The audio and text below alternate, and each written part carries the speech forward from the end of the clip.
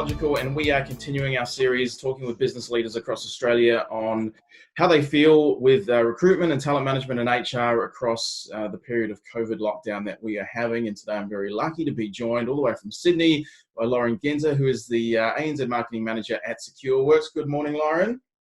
Good morning, Jason. How are you doing? Good. I think we're all going a little bit stir crazy being inside at the moment, but the reality is it's part of the process. So keeping afloat, which is good. That's it. And your role as ANZ Marketing Manager at Secureworks, you've actually seemed to have pushed on in terms of keeping things operational. You've done some recruitment through us. So keen to understand how you came to the decision to keep going in terms of pushing on with work and what the recruitment process was like for you. Yeah, absolutely. I think in current state, it's obviously a challenging time to be recruiting and looking for new people to start in your team and in your business. For us, the decision came down to the fact that, business was still moving. We needed to make sure that we were making strategic investments for our team and our business. And our team in ANZ is destined for growth this year. So for us, it was we had the need to fill a digital marketing role within the team. And reality was that, where there's people in different industries and different spaces across marketing right now, there are some hard decisions having to be made by companies. So for us, we were hoping to find the right talent at the right time to come and join the team. Fantastic. And in terms of the recruitment process, we have settled on someone, I believe.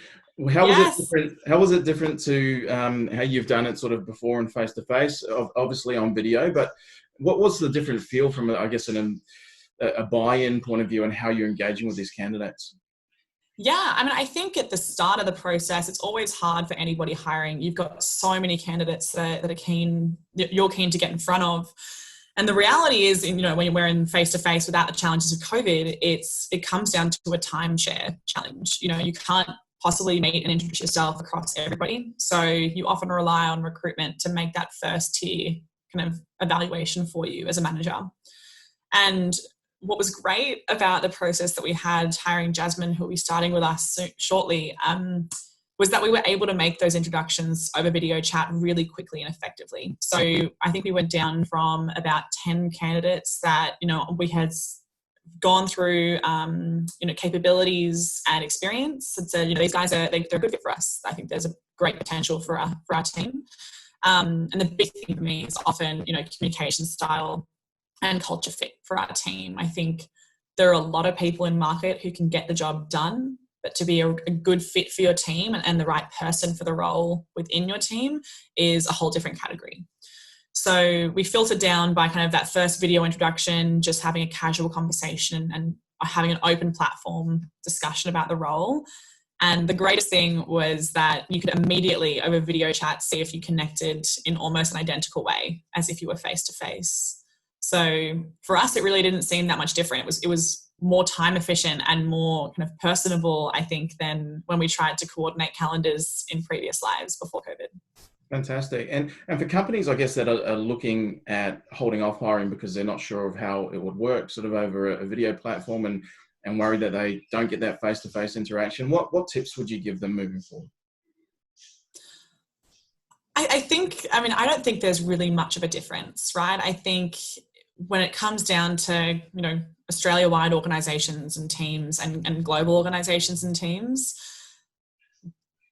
you need to be open to digital communication. And COVID has obviously accelerated the timeline for a lot of companies that weren't quite ready or able to make that transition to video chatting and online communication. But if I was a manager recruiting again, which I think we will do in the coming months and if not quarters, is think about the reality of the situation across the landscape.